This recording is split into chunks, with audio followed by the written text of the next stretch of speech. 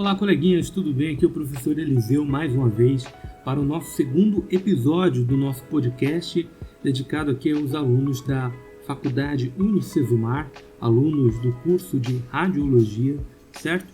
E hoje, você que chegou aqui através da apostila da Unicesumar, da segunda apostila, no caso da unidade 2, de incidências radiográficas de membro inferior, nós hoje falaremos a respeito aqui dos efeitos que a radiação pode causar no corpo humano, certo?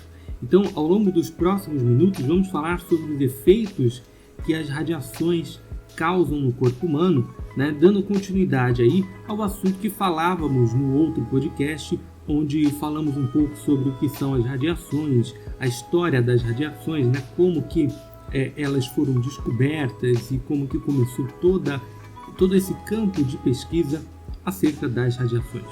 Muito bem, então radiações, como falávamos antes, são ondas eletromagnéticas que se propagam no espaço, certo? Elas se propagam em linha reta em todas as direções, ou seja, elas começam em um determinado ponto e elas vão criando uma onda, uma onda de propagação da energia que vai se espalhando pelo universo. Algumas radiações se propagam no vácuo, outras radiações não se propagam no vácuo.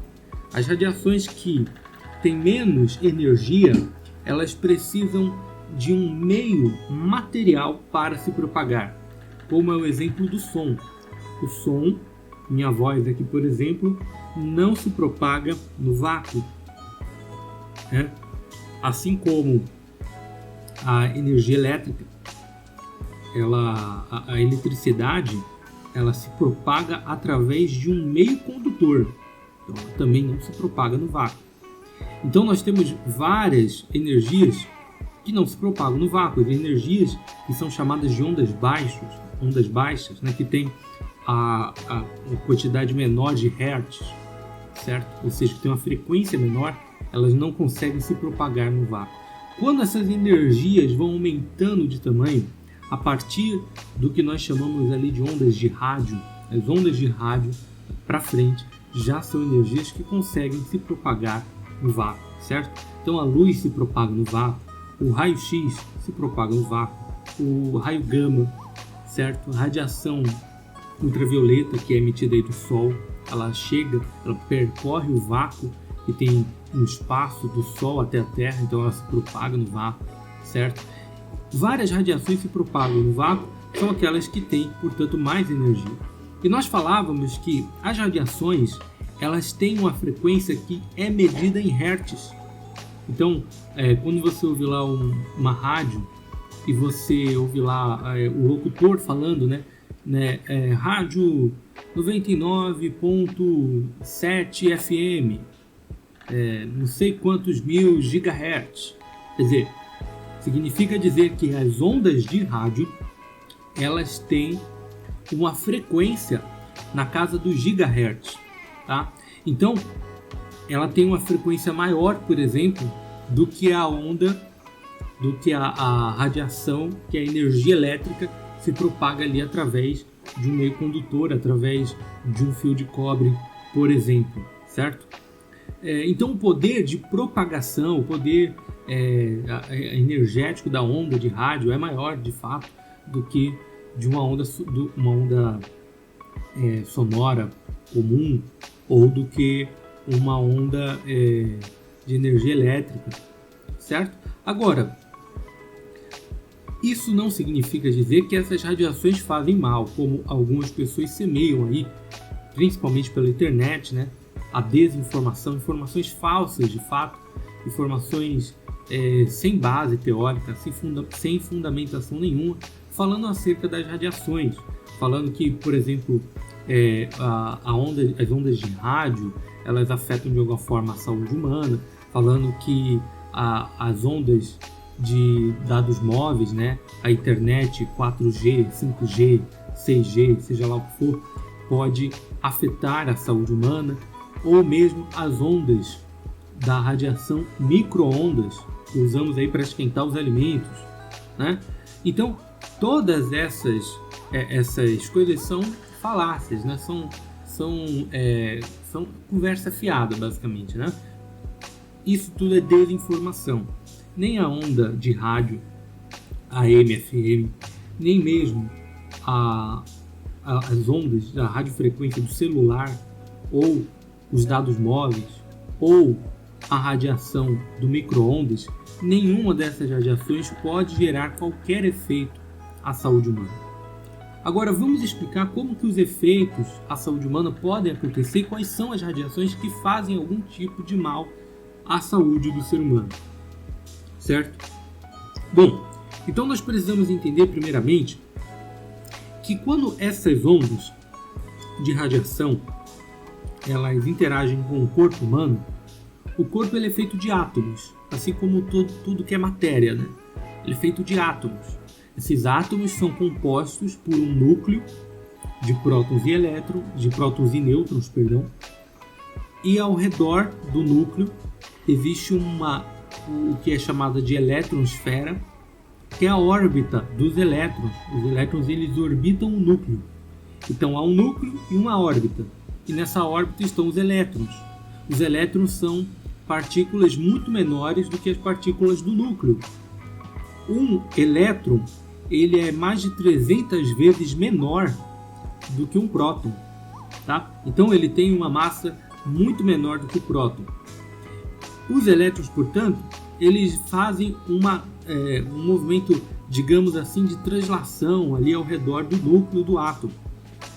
Então, você tem o núcleo e você tem a órbita.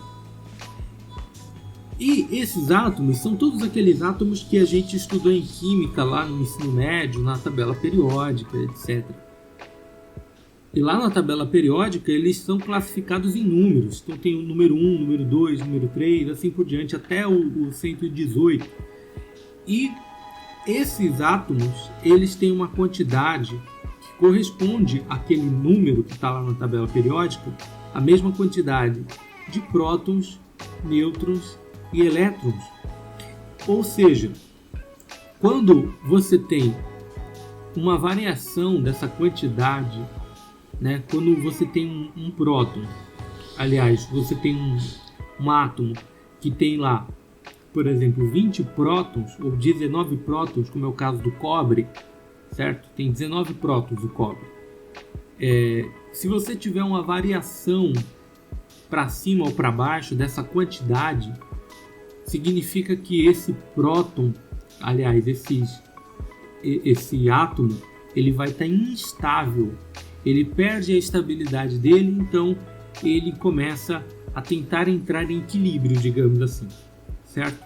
Então as coisas no universo, a matéria, ela busca o equilíbrio. Então quando ele tenta entrar em equilíbrio, ele começa a desintegrar o núcleo. E aí esse processo de desintegração vai acontecendo até ele conseguir entrar em equilíbrio novamente, que é quando ele se transforma em um outro elemento menor, com uma quantidade de prótons menor do que o outro elemento. Então, esse processo que se chama decaimento radioativo é que faz surgir a radiação dos elementos. Então, alguns elementos na tabela periódica eles são radioativos. Por exemplo, o primeiro elemento na tabela periódica reconhecidamente radioativo é o tecnécio. Ele é naturalmente um elemento radioativo, certo? Então ele decai para um outro elemento. O tecnécio é o número 43 da tabela periódica. Aí você tem lá o próximo elemento também radioativo é o promécio. O promécio é um elemento radioativo que é o número 61 da tabela periódica. Depois nós temos, a partir do 83 até o final, até o 118, todos os elementos são radioativos. Exemplos de elemento radioativo que a maioria das pessoas já conhece. O urânio, o famoso urânio que é usado aí na bomba atômica, que é usado para a fissão nuclear nas usinas de energia nuclear, certo? Nós temos então o urânio, o rádio, que dá o nome do termo radioatividade, foi descoberto lá pela Marie Curie, e o Pierre Curie, e tem o polônio, que também foi descoberto por eles, certo? O mais famoso, com certeza, é o urânio. O urânio que ele foi descoberto por um alemão também, eu não sei pronunciar o nome dele, mas é o Klaproth, alguma coisa assim, e que depois veio a ser descoberto que ele era radioativo, mais para frente, pelo Henri Becquerel. Né? O Becquerel, ele descobriu não o urânio, mas ele descobriu que o urânio era radioativo. Quem descobriu o urânio foi o outro cara lá, também alemão. Mas, de modo geral, existem os elementos que são radioativos, existem elementos que se tornam radioativos através de processos artificiais. Nós podemos pegar um elemento e transformá-lo em um elemento radioativo, certo? Como que isso é feito? Através de um processo chamado bombardeamento de prótons, certo? Então vamos resumir isso aqui. Quando um elemento está com a quantidade de prótons instável, ele tem um núcleo instável, ele é radioativo. Então nós podemos pegar qualquer elemento, colocar mais prótons nele e transformá-lo em um elemento radioativo. Ou seja, esse é o processo de bombardeamento de prótons. Agora, o que isso faz a gente entender? Por exemplo, é impossível você colocar uma comida no micro-ondas e ela se tornar radioativa. Isso não existe. Por que não existe? Porque o processo para tornar uma coisa radioativa é um processo muito complicado. O bombardeamento de prótons não é um processo simples. É um processo muito complicado e que é feito num ambiente extremamente controlado. Então, um micro-ondas não vai deixar uma comida radioativa. Isso é impossível. Assim como um celular ou elementos do tipo não são radioativos, certo? Assim como você não faz um raio-x e você se torna radioativo, né? Você vai no hospital, faz um raio-x, você não se torna radioativo. Não tem como você se tornar radioativo porque você está passando por um processo apenas de receber uma dose de radiação. Os prótons do seu corpo, eles não vão ser alterados de forma nenhuma e você não vai se tornar radioativo, nem a sua roupa ou qualquer material que você carregue. Algumas pessoas acham que tem que tirar o metal do corpo quando vai fazer algum tipo de exame radiográfico, ou tomográfico, etc., por conta que o metal pode se tornar radioativo. Não é isso, né? Pelo contrário, o metal não vai se tornar radioativo. O que o metal pode fazer é interferir na imagem, causar um artefato na imagem. E aí isso atrapalha o diagnóstico, certo? Então é por isso que tem que ser tirado o metal, tanto na tomografia quanto no raio-x. Agora, um outro motivo mais grave ainda é na ressonância. Por que é tirado o metal na ressonância? Porque a ressonância tem um ímã forte que pode atrair esse metal e causar ali um ferimento ao paciente. Mas o metal de forma nenhuma vai se tornar radioativo. Então, as radiações que têm uma frequência de menos Hz, abaixo de 10 elevado a 16 Hz, nenhuma radiação é ionizante. Ou seja, nenhuma radiação faz mal diretamente à saúde humana. Tá certo? Então, quais são as radiações que podem fazer mal à saúde humana? São aquelas que são chamadas de radiação ionizante. Por que ionizante? Então nós falamos ainda agora que quando o núcleo está instável, quando ele está com a quantidade de prótons errada, digamos assim, ele se torna radioativo. O núcleo, mas a órbita também pode estar instável. O átomo ele pode não ser um átomo radioativo, um átomo normal qualquer, mas ele pode perder, por exemplo, elétrons. Então lá na órbita do átomo, você tem um núcleo e você tem a órbita. Tem o núcleo e a órbita. Então quando o núcleo está com a quantidade de prótons errada, ele vira radioativo.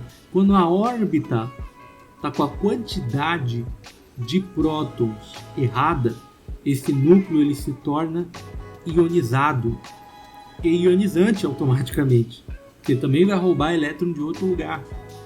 Então, o elétron, o que acontece? Ele é uma partícula que vai fazer essa órbita ao redor do núcleo. As radiações ionizantes, elas têm um poder, uma energia tão forte que quando ela bate nos átomos, ela arranca os elétrons dessa órbita. Então, quando ela arranca os elétrons da órbita, o que vai acontecer naturalmente é que essa órbita ela vai ficar instável. E essa instabilidade é o que dá o nome agora para esse átomo de íon. Então, o átomo íon ou o átomo ionizado é o átomo que perdeu, por exemplo, um elétron. Ou ele perdeu, ou ele ganhou, ele está com elétron a mais, com elétron a menos. Geralmente com elétron a menos. E quando ele está com elétron a menos, nós temos um problema. E por que temos um problema? Porque, primeiro, as moléculas do nosso corpo, elas são feitas de átomos. E esses átomos, eles têm ligações entre si. Então veja, a molécula é uma coisa maior do que o átomo. Você tem o átomo, depois você tem as moléculas, e as moléculas vão formar as outras coisas maiores. Então quando você prejudica o átomo, quando você tira elétrons do átomo, você muda a carga energética desse átomo. E quando você muda a carga energética do átomo, você provoca quebras nas ligações energéticas das moléculas.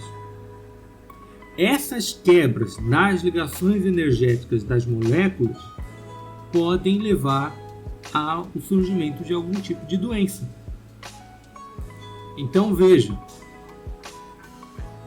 quando a pessoa se expõe a uma radiação ionizante, que são aquelas radiações que estão acima de 10 elevado a 16 Hz de frequência, quando a pessoa se expõe a essas radiações em excesso, o que vai acontecer é que a onda energética, ela vai bater nos elétrons, digamos assim, ela vai expulsar os elétrons. E quando ela expulsa os elétrons, ela causa quebras moleculares na estrutura do corpo. Essas quebras moleculares, por sua vez, elas vão gerar problemas de saúde, doenças, tumores, câncer, leucemia, anemia plástica.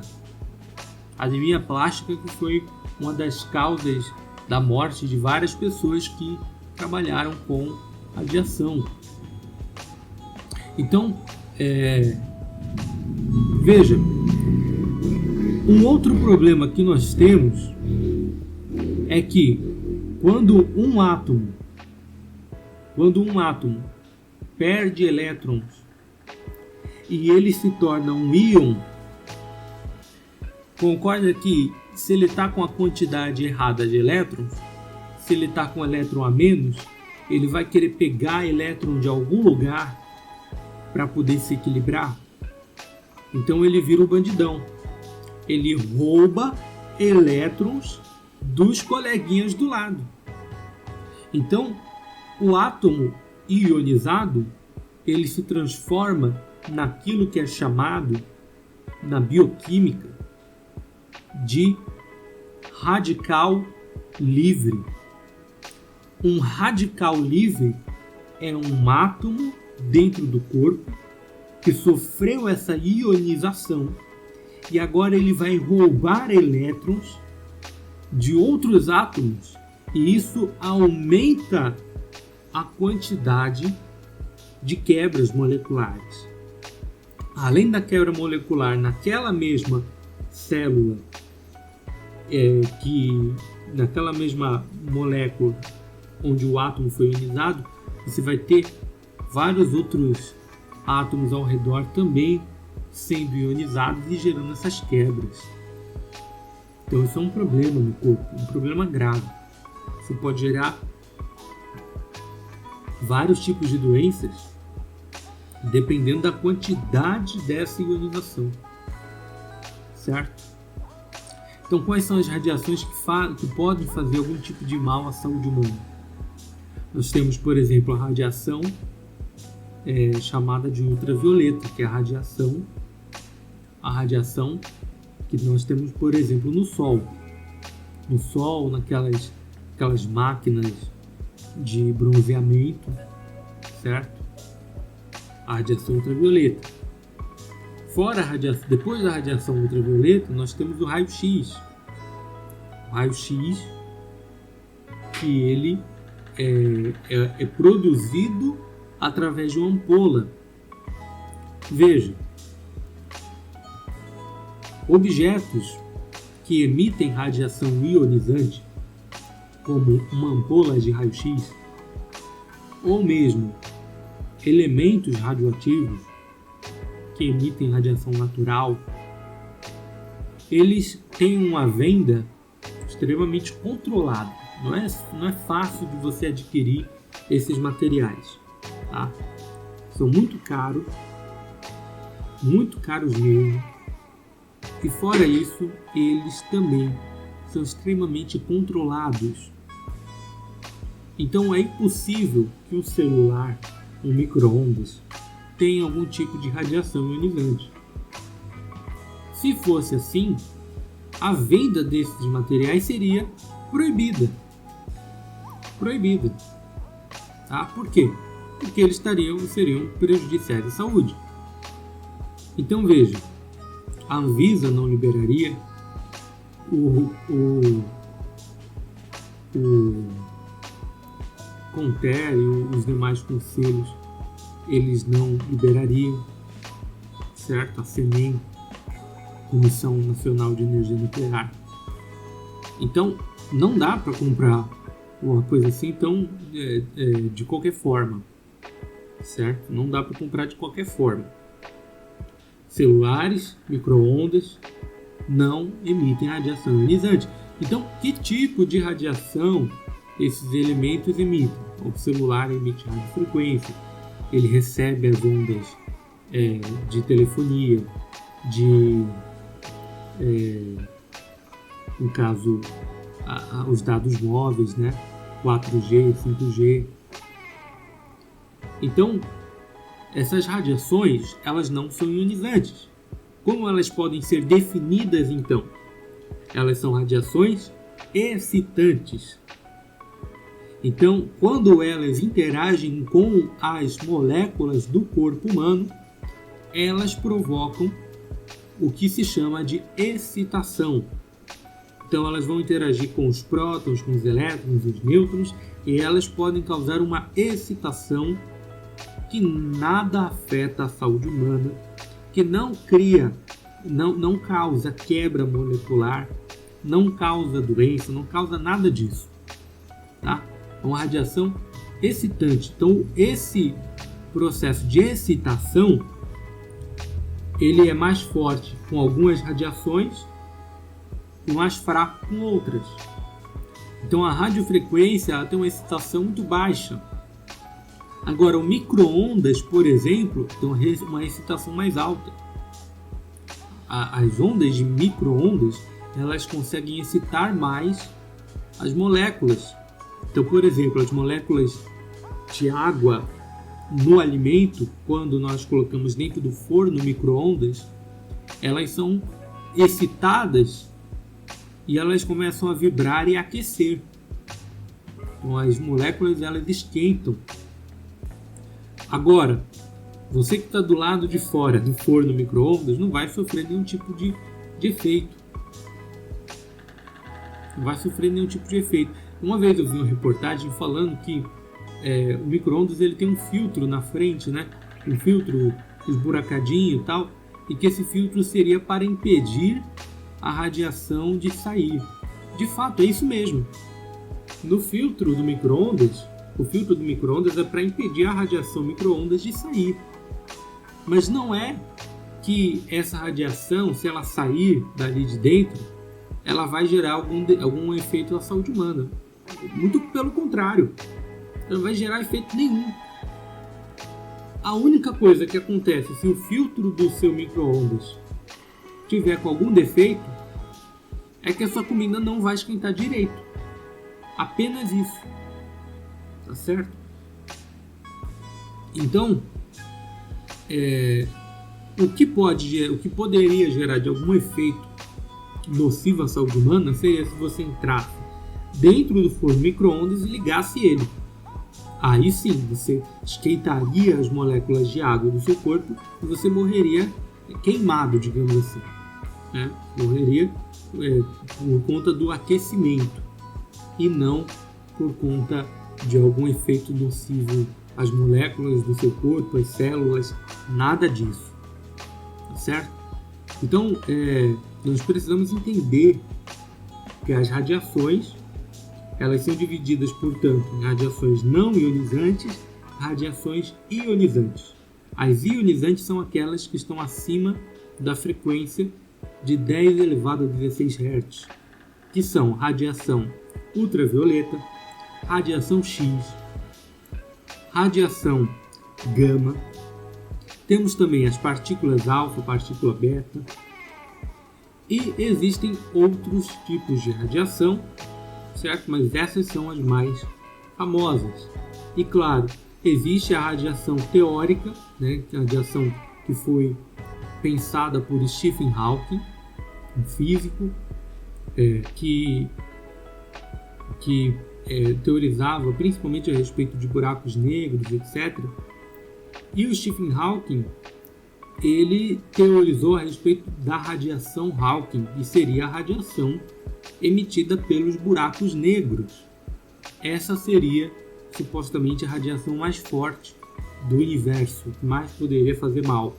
Ou seja, se o Stephen Hawking tiver certo, aquela cena do filme Interestelar, no finalzinho do filme, onde o cara entra dentro do buraco negro, né, e meio que volta para o passado, enfim, né? Aquela cena ali seria impossível. Por quê? Porque até ele chegar, não estivesse chegando perto do buraco negro, a radiação Hawking já teria acabado com tudo, já teria destruído a nave, acabado com tudo, né? Porque seria uma radiação forte suficiente não só para arrancar elétrons, mas talvez até mesmo para separar os próprios prótons da matéria. Enfim, existem muitas teorias que foram faladas a respeito dessa radiação, mas seria, teoricamente, a radiação mais forte do universo, né? Enfim, no universo há muitas radiações. As de energia mais baixa não podem afetar a saúde humana. As de energia mais alta, que tem a frequência altíssima, podem afetar a saúde humana. Por exemplo, quando você tem um desses efeitos acontecendo lá na nossa célula, que ela tem um núcleo, e no núcleo tem o DNA. O DNA, o ácido desoxirribonucleico, DNA, ele é a substância onde estão contidas as informações genéticas. E as informações genéticas seriam o quê?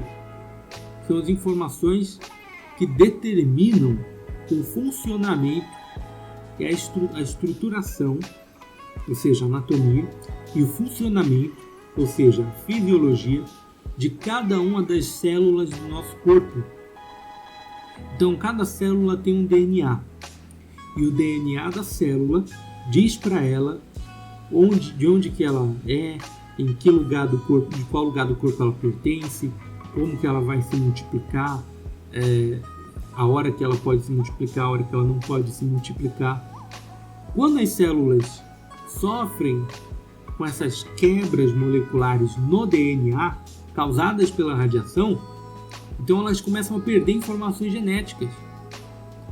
Então o DNA ele começa a sofrer quebras, e essas quebras no DNA podem gerar diversos efeitos à saúde, efeitos nocivos, como por exemplo a formação de um tumor ou de uma outra doença, certo?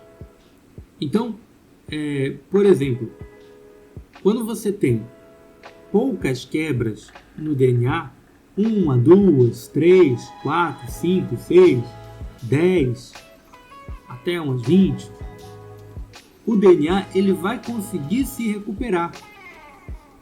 Ele vai conseguir se recuperar. Então ele consegue meio que se regenerar. Isso não vai gerar um efeito grande. Agora, quando começam-se a aumentar os efeitos, ou melhor, começam-se a aumentar as quebras desse DNA, quando você tem aí 200, 300 quebras, você já pode desenvolver algum tipo de doença. Você tem 500 quebras, já pode desenvolver algum tipo de tumor. Você tem 600 quebras, pode desenvolver um câncer. Quando você tem 800, 900 quebras, você pode desenvolver uma doença ali seríssima que te mate em poucas horas. Pode morrer algumas horas depois. Você tem 1000 quebras, você tem a morte celular imediata. A célula não suporta mais de 1000 quebras no seu DNA. Então, essas 1000 quebras no DNA levam a quê? Quando você tem essas mais de 1000 quebras no DNA, o que vai acontecer é que a célula morre. Ela morre por apoptose, que é a morte celular. Né? Então, isso vai dizer o que para a gente? Os tipos de efeitos que a radiação pode causar. Os tipos de efeitos, dado a quantidade de quebras na célula, no DNA da célula, que pode fazer essa célula ficar doidona e virar um câncer, uma célula cancerígena, que começa a se multiplicar desenfreadamente, que não sabe mais a que lugar do corpo ela pertence, ela começa a dar metástase, ela começa a ir para outros lugares do corpo e se multiplicar em outros lugares do corpo, certo? Essa célula pode morrer, essa célula pode desenvolver algum outro defeito. Então, nós pegamos, por exemplo, algumas definições de doenças ou de efeitos causados pela radiação. Você tem, por exemplo, os acidentes nucleares que aconteceram aí, os grandes acidentes nucleares, como Chernobyl, ou das bombas nucleares, né, que foram explodidas aí em Hiroshima, Nagasaki. E você tem os efeitos causados pela radiação ao longo do tempo, ou imediatamente, ou em gerações futuras, né, nas outras gerações que vieram em seguida. E esses efeitos podem ser mais graves ou menos graves. Por exemplo, quando você teve lá o acidente de Chernobyl, os bombeiros, as pessoas que tiveram acesso mais ali próximo à usina, ao centro da usina, as pessoas morreram imediatamente. Os próprios funcionários da usina que chegaram mais próximos ao centro ali da explosão, as pessoas morreram imediatamente. Esses efeitos são causados na hora, que vão desde a morte até uma inflamação. Esses efeitos são chamados efeitos determinísticos. Por que determinísticos? Porque a partir de uma determinada dose de radiação, esses efeitos podem acontecer. Então, se uma determinada dose altíssima for colocada ali na pessoa, for atingir ali a célula, vai gerar esses efeitos. Inflamações, vermelhidão, vômitos, náuseas, confusão mental, e, claro, a morte, né? Hemorragia interna, hemorragia externa, né? Podem se abrir os poros, a pessoa sangrar, coisas horríveis, né? Agora, existem os efeitos que acontecem com doses menores de radiação espalhadas ao longo do tempo. Então, os efeitos chamados de efeitos estocásticos são aqueles efeitos que acontecem ao longo do tempo. Ou seja, os efeitos que eles vão acontecendo com um acúmulo de doses ao longo do tempo e que lá na frente pode gerar algum tipo de efeito à saúde, como um câncer, que geralmente acontece ao longo do tempo. Só que esses efeitos muitas vezes podem estar associados à radiação, mas também com outras coisas, né? O estilo de vida, a herança genética, etc. Então um profissional de radiologia, ele tem que tomar cuidado com as exposições desnecessárias que ele pode acabar sofrendo à radiação, que podem levá-lo a algum tipo de problema futuro. Então, é erradíssimo pensar que por conta das tecnologias atuais e por conta de trabalharmos com doses menores de radiação ou alguma coisa do tipo, que nós não estamos expostos a um risco. Nós estamos sempre expostos ao risco. O risco é real, o risco existe, o risco é presente em todo o ambiente que se trabalha com radiação. A ideia de que não há risco é uma ideia muito perigosa, porque em determinados momentos o funcionário de um setor de radiologia vai se expor à radiação, ainda que sejam doses menores do que eram antigamente. Mas se ele trabalhar ali 25 ou mais anos dentro de um setor de radiologia, ele vai ter esporadicamente exposições à radiação. E essas exposições à radiação, independente de serem doses menores ou maiores, quando se fala de efeito estocástico, ou seja, efeito ao longo do tempo, elas podem sim gerar algum tipo de efeito. Então é necessário um cuidado real. Não se pode achar que a coisa não tem ali nenhum tipo, não tem problema, ou a radiação é pequena, então não vai causar efeito. Pelo contrário, o cuidado é sempre necessário.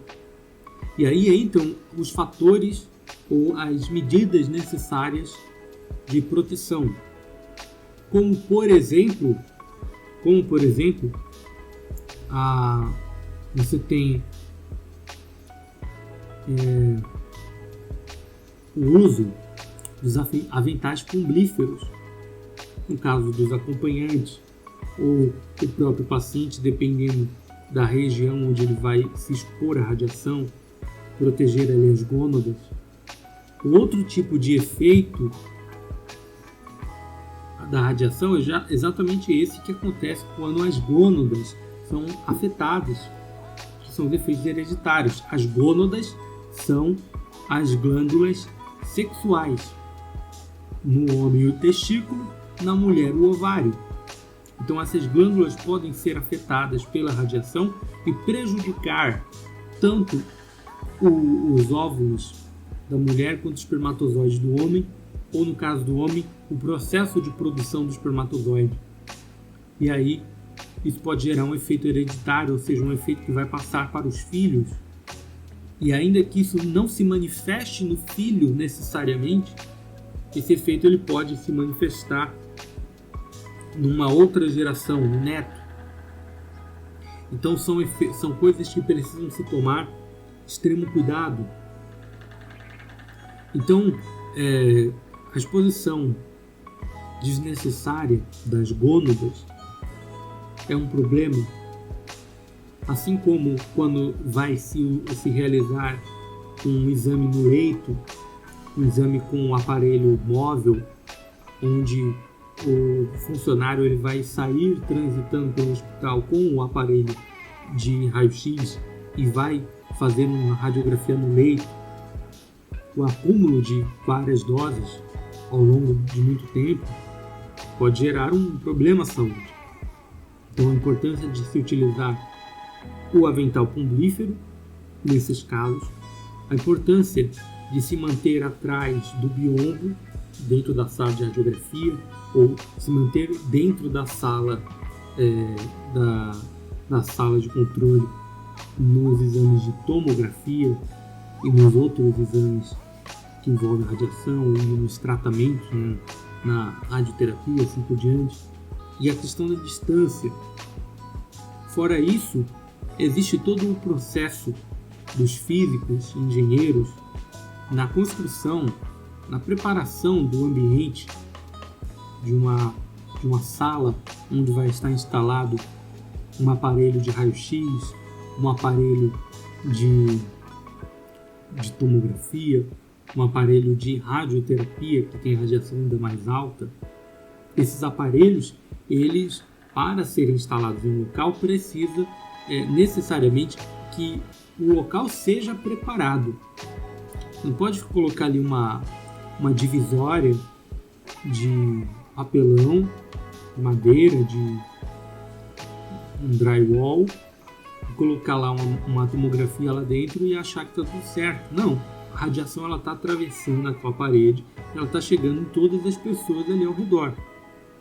Então, as paredes, os vidros, tudo tem que ser, como nós chamamos, de plumbíferos. Plumbífero é aquilo que é blindado contra a radiação. Para ser blindado contra a radiação, o material precisa ter um fator de densidade que filtre a radiação. Um fator de densidade que produz uma atenuação maior. O que isso significa? Objetos mais densos, eles naturalmente barram mais a radiação. Algumas radiações, elas são mais penetrantes do que outras. A radiação alfa, ela é extremamente perigosa para a pele, porque ela não atravessa a pele. Ela não consegue atravessar, por exemplo, nenhuma folha de papel. A radiação beta, ela consegue atravessar uma folha de papel, mas ela não atravessa, por exemplo, uma porta, uma chapa de metal, alguma coisa assim. A radiação gama, de outra forma, ela já atravessa o metal, mas aí o chumbo, por exemplo, uma camada de 3 centímetros de chumbo consegue barrar a radiação gama, ou pelo menos aí uma parede grossa de concreto baritado. O bário é um elemento que pode ser misturado no concreto para que ele fique mais denso e assim ele suporta melhor a radiação, ele barra mais a radiação. Então, tudo isso tem que ser calculado, tem que ser milimetricamente planejado, digamos assim, minuciosamente planejado, para que o local onde vai se fazer a manipulação de algum tipo de radiação ionizante seja considerado seguro, certo? Então, tudo isso são fatores importantes que nós temos que compreender ao falar das radiações e dos seus efeitos na saúde humana.